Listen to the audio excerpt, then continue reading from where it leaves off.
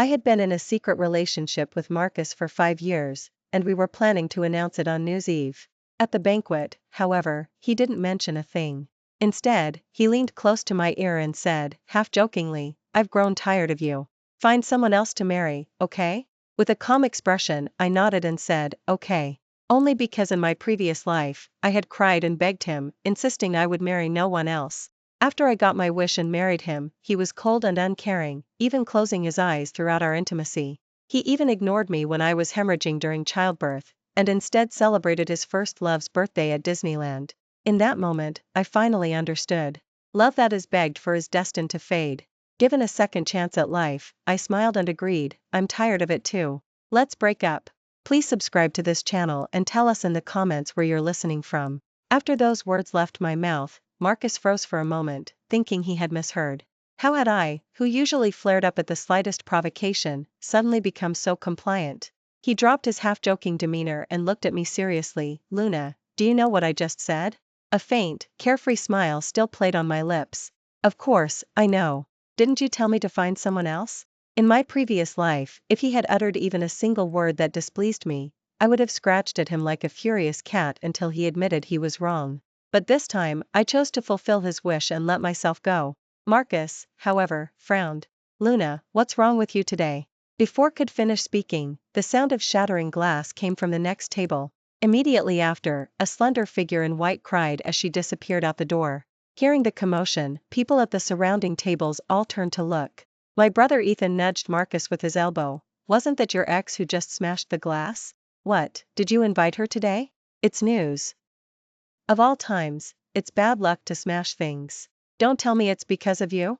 Marcus's handsome brows furrowed even deeper, and he stood up, striding out the door. Before long, the crying outside the door gradually subsided, turning into the soft whispers of a couple. Dishes continued to be served, and I indifferently ate the food I had picked for my plate. Previously, whenever a new dish was served, I would always get a bit for Marcus and put it on his side plate.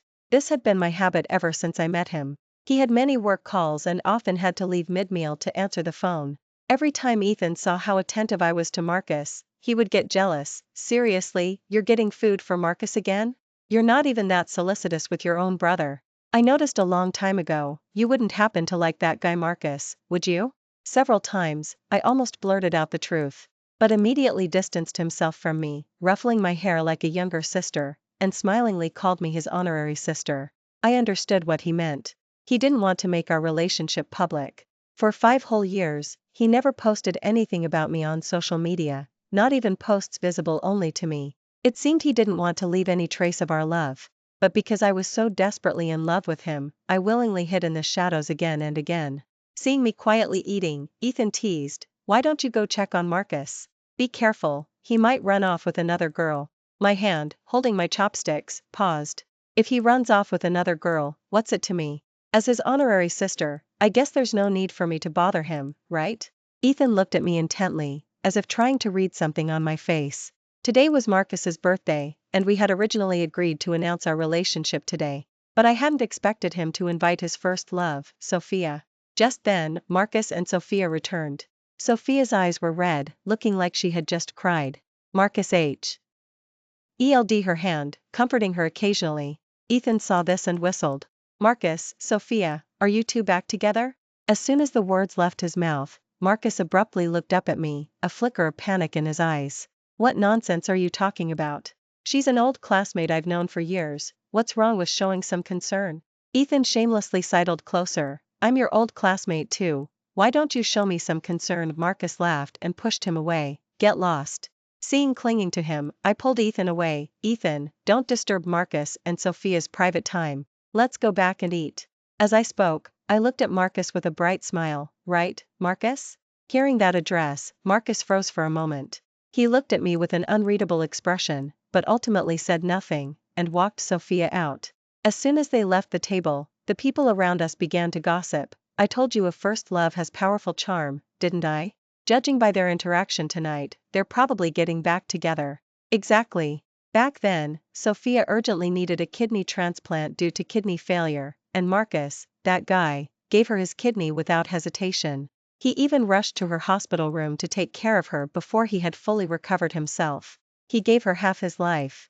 Now that Sophia's back in the country, they won't ever be apart again, right? Listening to these words, my heart ached so much I couldn't breathe. So, it turned out their destinies had long been intertwined. Only I, like an idiot, was maintaining a relationship with him that couldn't see the light of day. In my previous life, after Marcus and I got married, everything changed drastically. He no longer touched me, we slept in separate rooms, and even our chopsticks for eating had to be kept separate. It wasn't until his mom and dad urged us to have children that he reluctantly embraced me to complete the task. That night, he demanded the lights be off, kept his eyes closed the entire time as if he were enduring utter humiliation. The very next day, he went to Sophia's house to stay the night and didn't return until morning. Another winter, I got the flu and lay in bed, weak and helpless. I wanted him to take me to the hospital, but he impatiently refused, citing overtime work as an excuse. Instead, he was with Sophia at a nail salon, where the staff praised them as a loving couple. When I was in labor, I bled all over the floor at home and cried as I called him. He finally exploded, "It's just giving birth, isn't it? It's not like you're dying, what's there to cry about? Take a taxi to the hospital yourself. I'm very busy, I'm hanging up now, there's nothing else." Before I could finish speaking, he hung up directly. When I called again, his phone was off. But on Sophia's social media post, she had posted 8 consecutive updates with photos of Marcus celebrating her birthday with her at Disneyland. In each photo collage, the central image was always Marcus and Sophia kissing. It was at that very moment that I lost all will to live. "Marcus, since you don't love me, what's the point of me keeping this child?" I cut off all means of survival, threw my phone out the window, and watched helplessly as the blood spread. I died from excessive blood loss, and even then, Marcus still thought I was faking it. At the birthday banquet, without Marcus, the main attraction, everyone soon went back to their own amusements. I had no interest and left after dinner. Marcus, who used to send me a text message every 3 minutes, was unusually quiet tonight. Outside the window, fireworks celebrating the new exploded, but I felt no joy for the festival. At midnight, a single firework lit up the window. Marcus, who rarely posted on social media, suddenly updated. In the photo, Sophia was asleep on his shoulder, looking peaceful and gentle. The caption was just one word, her. A minute after the social media post went up, the comments poured in furiously. "Wish you two forever. Happy new marriage. May you live a long and happy life together." I casually liked it, but when I refreshed, the social media post was gone. The next second, Sophia sent me a message. "Marcus walked me home, and I accidentally fell asleep on his shoulder. It was too late, and I was worried about him going back alone, so I asked him to stay the night at my place. You don't mind, do you?" I replied blandly with an Anyway, from now on, whatever Marcus did with whoever he was with, it would have nothing to do with me. Just as I was about to go to bed, Marcus also sent me a message. Seriously, had they already synchronized to this extent? "Sophia just came back to the country not long ago and didn't buy any clothes for news. Don't you have a few new ones? Lend them to her tomorrow. The mall is closed, and I'm afraid she won't have time to buy anything." Reading that message, my already gloomy mood instantly plummeted. My own new clothes, I hadn't even worn them myself. But now I had to give them to the person he loved most, for his sake? Who was he to me anyway? In a huff, I didn't reply and simply turned off my phone. Unexpectedly, early the next morning, Marcus arrived at my doorstep with Sophia. At 10 o'clock in the morning, Marcus rang my doorbell. Ethan ran to open the door and saw Marcus and Sophia standing outside with a pile of beautifully wrapped gifts. Except for me, the whole family happily welcomed them. Marcus had lost his mom and dad when he was young and was raised by his grandmother. Since our families were neighbors, mom and dad had long treated him like a son. After entered, he gave me a profound look. Mom smiled and said to Sophia, "You must be Marcus's girlfriend, aren't you? I haven't seen you in years, and you've become so much prettier." "Thank you, Auntie. I haven't seen you in years, and you're as youthful as ever." Sophia was truly skilled with words, and with just a few sentences, she made mom and dad beam with delight. "Luna, what are you dawdling in your room for? Come quickly and greet Marcus and Sophia." I obediently poured Marcus and Sophia a cup of tea and respectfully said, "Marcus, Sophia, happy year." Marcus's expression became even stranger as he looked at me. While I was in the restroom, he suddenly sent me a message. "What are you sulking about?" I simply read it and didn't reply. At lunch, there was a slight incident regarding our seating. I sat in my usual spot, but Marcus silently sat down next to me. That was Ethan's seat. Ethan saw Marcus occupying his seat, then looked at the empty seat next to Sophia, and his eyes widened. Seriously, what are you doing taking my seat? Go sit next to your girlfriend. With that, he pulled Marcus up. After some playful jostling, Marcus finally sat across from me. But as soon as he sat down, I felt like I was sitting on pins and needles. He looked at me with a penetrating gaze. I averted my gaze and began to eat in silence. Mid-meal, he left to answer a call again. Looking at the empty side plate in front of him, I swallowed my mouthful of food and ultimately chose to ignore it. When he returned, he specifically glanced at the side plate, then looked at me. Ethan noticed and quickly helped me explain, "We're family eating together, nobody's fighting you for food, so don't make it difficult for Luna." Just then, Mom looked at Marcus, then at me, with a knowing look. She suddenly called my name at the dinner table, "Luna. Look, Marcus even brought his girlfriend home this year. When are you planning to bring a boyfriend home to meet us?" Marcus opened his mouth, as if to say something. I spoke, cutting him off. "If Dad or my brothers have any recommendations, please recommend them to me." Previously, when faced with such questions, I would always flatly refuse. Seeing me change my tune this time, Ethan was instantly moved to tears. He patted my shoulder hard. "Luna, you've finally come to your senses. As long as you want to find someone, your brother will arrange for you to meet some handsome guys right after dinner." I laughed and said okay, my gaze inadvertently darting to Marcus. But I saw his lips were tightly pressed, and his face had turned ugly. Amidst everyone's laughter and chatter, he suddenly interrupted us. "Auntie, please stop joking. Sophia is just an old classmate of mine." Mom froze for a moment, and Sophia's smile also instantly stiffened. Ethan, ever the stirrer of trouble, chimed in, "So you're still single? Why don't I introduce you to Luna then?" Hearing that, my already flustered heart tightened to its utmost. He immediately pushed Ethan, "Stop messing around, Luna is my sister." My suspended hopes finally died. Completely and utterly dead. I took a deep breath, and with all my strength, forced a natural smile. "Exactly, Ethan, don't talk nonsense. Marcus is my Marcus." After dinner, Marcus left with Sophia, and we didn't contact each other for the next few days. I ate and drank as usual, and actively attended any classmate gatherings. On the evening of the 5th day of the new, Ethan had a classmate gathering. Seeing I had no plans, he insisted on dragging me along. I had gone to bed early and absolutely refused to go. But he said, "Tonight is a crucial moment in Marcus's life, and as his sister, you absolutely must witness it." It wasn't until we arrived at the gathering that I found out. Sophia planned to use tonight's gathering to propose getting back together with Marcus. According to them, after Sophia returned to the country, their relationship had visibly warmed up quickly, and a reconciliation was highly probable. A classmate who worked at a jewelry store said that Marcus had gone to their store the day before yesterday to pick out a ring. 9 times out of 10, it was for Sophia. I knew most of Ethan's classmates, and when they saw me arrive, many of them greeted me. They all complimented me on how much prettier I had become and joking. Ly told me to choose any single man present. I laughed and mingled playfully with them. Marcus, not far away, watched silently, without saying a word. Before dinner began, Sophia called me outside privately. "Luna, I know Marcus is very good to you, and he'll listen to whatever you say. So later, when I confess my feelings, will you put in a good word for me, okay? That way, our chances of getting back together will be even higher." On the surface, Sophia appeared gentle, but inside, her heart was full of malicious intent. She knew I liked Marcus, but because he refused to go public, I could only grudgingly stay silent. She just wanted to exploit my weakness of loving Marcus and torture me, but didn't know that after experiencing my previous life, I had completely given up on him. So I flashed a brighter smile than hers. "Sure, don't worry. I'll definitely give you both a good push." Sophia pursed her lips and went back to the private room. At the dinner table, Marcus, for some unknown reason, started frantically putting food on my plate.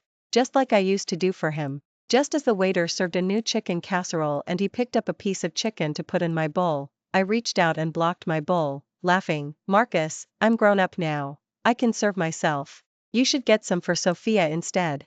The piece of chicken hung awkwardly in midair. Sophia saw this and, picking up her bowl, took it. "Marcus, Luna might have someone she likes here, so don't worry about her so much."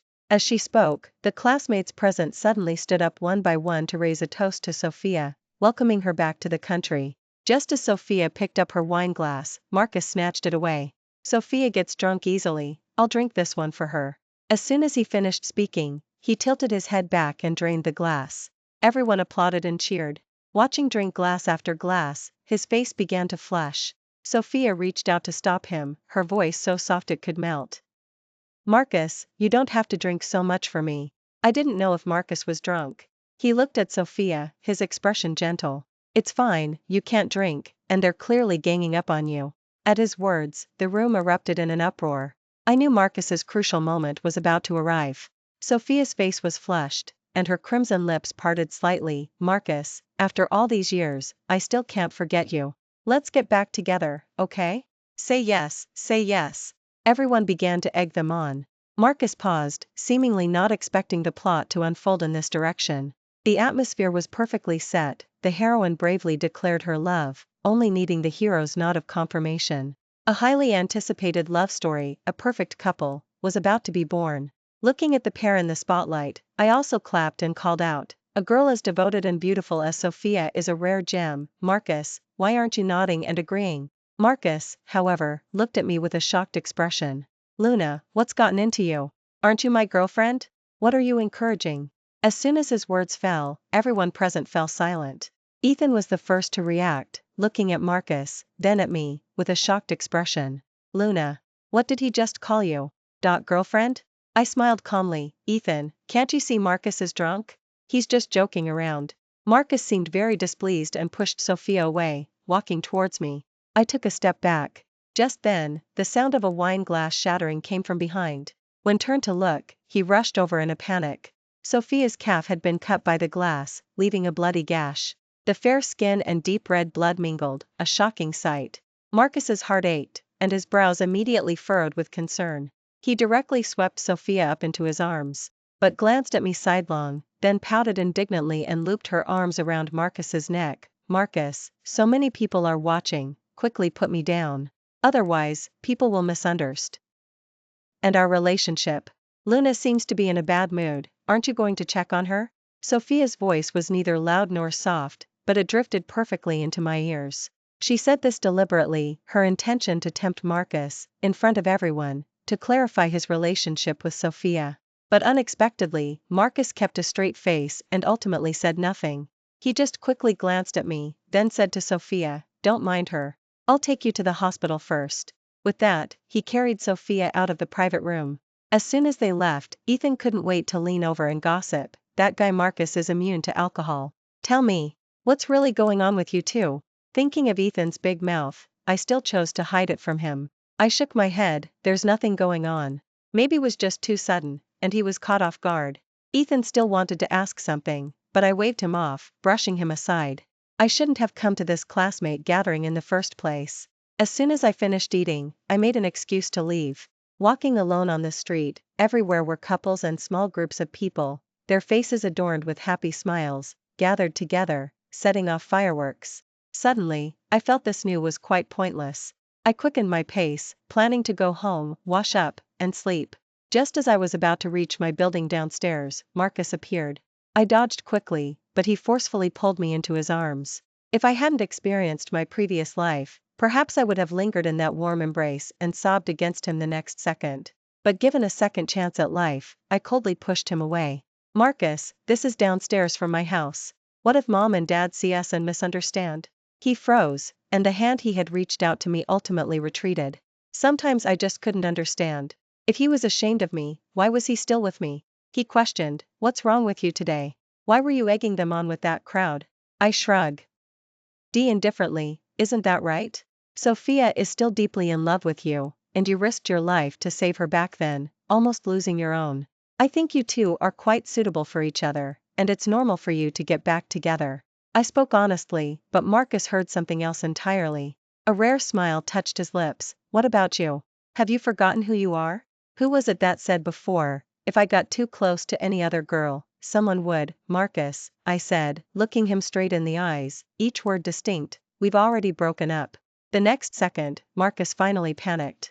Who said we broke up? I don't allow it. Don't allow what? Before I could speak, Ethan's loud voice came from behind me. I turned back, smiling, and explained, Marcus is going to give Sophia a ring, and he specifically came to ask me what kind of style girls like. He said if I didn't answer seriously, he wouldn't let me go home. Marcus's face instantly turned ugly. He grabbed my arm, just about to say something, but Ethan interrupted him. If it's for her, go ask her yourself. Why are you asking my Luna? Or do you mean you want to give Luna a ring? Hearing that last sentence, Marcus's face flushed. I pried Marcus's fingers off my arm, one by one. Since you've decided to get back together with Sophia, Marcus, go find her quickly. Her leg is injured, and she needs someone to take care of her. Luna, do you even hear what you're saying? Who said I'm getting back together with her? Marcus raised his voice excitedly, causing passersby to stop and stare. Damn it, Marcus, what's gotten into you? Whether you get back together or not is between you and Sophia. Why are you taking it out on Luna? Seeing still about to erupt, I nudged Ethan. It's too cold, let's go home quickly. As soon as I got home, before I even had a chance to take off my shoes, Marcus called. I hung up immediately, but he stubbornly kept calling. Finally, he sent me a message. What ti? Me, are you going to sleep? I'll come over to see you later. I have so much I want to say to you, can we talk? I didn't want to get tangled up with him anymore, so I just turned off my phone. But just as I turned off the lights to go to sleep, a knock came at my bedroom door. Luna! Someone's looking for you. Come out quickly. I pulled the blanket over my head, I'm asleep. Whatever it is, say it tomorrow. It's Sophia looking for you. I suddenly opened my eyes, and my brow furrowed. What was she doing here, looking for me? Sophia stood outside my door, holding several bags of beautifully wrapped gifts, her face beaming. I brought back some skincare products from abroad. I meant to give them to you earlier, but I forgot. As soon as the bedroom door closed, Sophia's smile vanished instantly. I was also too lazy to greet her with a smile and got straight to the point. You're here for something else, aren't you? Sophia simply dropped the act, sat unceremoniously on a chair, and crossed her legs. Her posture, as if she were the lady of the house. Luna, I won't beat around the bush. I know Marcus and you became very close while I was abroad these past few years. But I'm back now, and I'm going to marry him and have children. I hope you can keep your distance from him. A question mark slowly formed in my mind. Are you misunderstanding something? Marcus and I are just honorary siblings. Are you done? If you are, please leave, I need to sleep. I wasn't familiar with her to begin with, and being inexplicably slandered by her made me feel very uncomfortable. But the next second, Sophia's face turned ferocious. If it weren't for you, Marcus and I would have successfully gotten back together tonight. What are you pretending about? Marcus likes you, can't you tell? If this were my previous life, I would have firmly told her that the person Marcus liked was me. But in this life, I saw clearly that Sophia was still in Marcus's heart. I'll say it again. Marcus and I are just honorary siblings. Always have been, always will be. This relationship will never change. If you like Marcus, then bravely pursue him. Don't waste your time on me, an outsider. Sophia was rendered speechless, unable to utter a single word for a long time. Finally, she left the bags of gifts and left without a word. But after she left, instead of feeling a sense of catharsis, I felt even more dejected. In my previous life, after Marcus and I announced our marriage, Sophia came to see me privately. I thought she was coming to cause trouble, but unexpectedly, she was remarkably calm. She took out her phone and scrolled through her chat history with Marcus from when they first met until now, showing me page after page. From when they first became friends, their initial polite exchanges, to getting to know each other, and then becoming familiar, to their first date, first confession, and becoming a couple. Even after they broke up, and during the years Sophia was abroad, they maintained contact that seemed friendly but was actually ambiguous. She watched the light in my eyes gradually dim, a hint of triumph appearing on her face. See? The person Marcus truly loves is me. Even if you marry him, what difference does it make? His heart won't be with you. He married you, not because he loves you, but merely out of a sense of duty. But I refused to believe it, thinking that cold chat records could never replace someone you spent every day with. But little did I know, Sophia's words would turn out to be prophetic. I slept very restlessly and was still awake until dawn. Until knocked on my door from outside. Luna, didn't you say you wanted to find a partner the other day? My friend just came back from abroad today. He's a medical student, the same major as you. Do you want to meet him? I instantly brightened, sure. Out with the old, in with the new. The best way to distract myself right now was to make more friends. Seeing me eagerly get up to wash, Mom sighed, saying I had truly grown up. I gave a self-deprecating laugh and said it was all thanks to Marcus. Ethan's friend was very straightforward and quickly finalized the meeting time. He also proactively asked for my contact information and had Ethan share my contact for text messages with him. After adding him, I noticed his profile picture was a black cat. I suddenly felt a sense of familiarity, because my profile picture was a British cat. He told me we would meet tomorrow at the spicy restaurant near my home. How did you know I like spicy food? Looking at the restaurant I frequented, I was pleasantly surprised. I asked your brother. For someone who did their homework in advance, I couldn't help but feel a flicker of goodwill. While I was on my way to the appointment, Marcus's calls kept coming in. I hung up impatiently. Seeing I wasn't answering, he switched to sending messages. Luna, where are you now?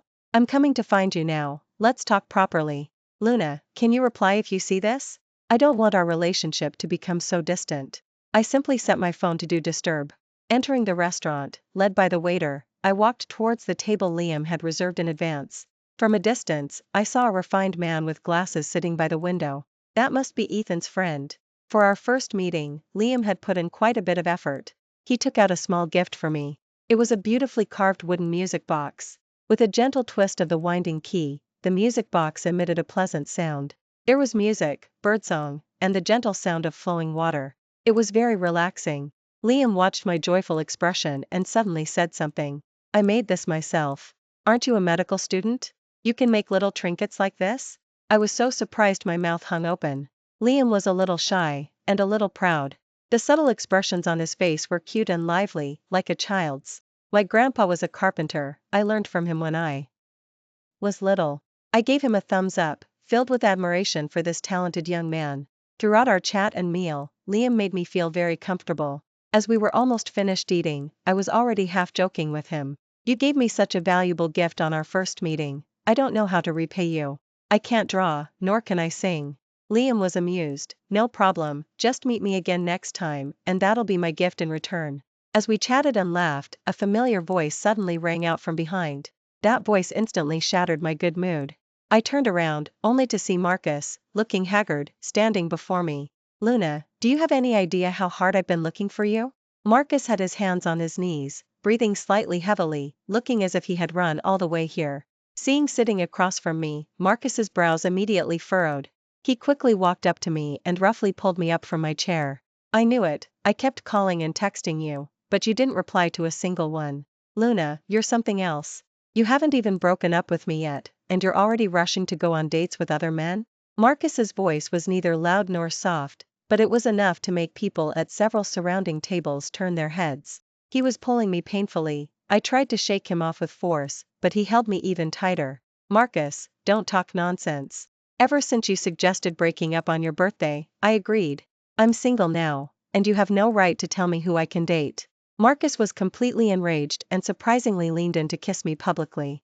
I wanted to slap him, but both my hands were restrained, and I couldn't stop him. Just then, a strong hand reached between Marcus and me. Liam effortlessly pushed Marcus away and shielded me behind him. Who the hell are you? I'm talking to my girlfriend, don't get in my way. With that, Marcus rudely grabbed Liam's collar, trying to push him aside.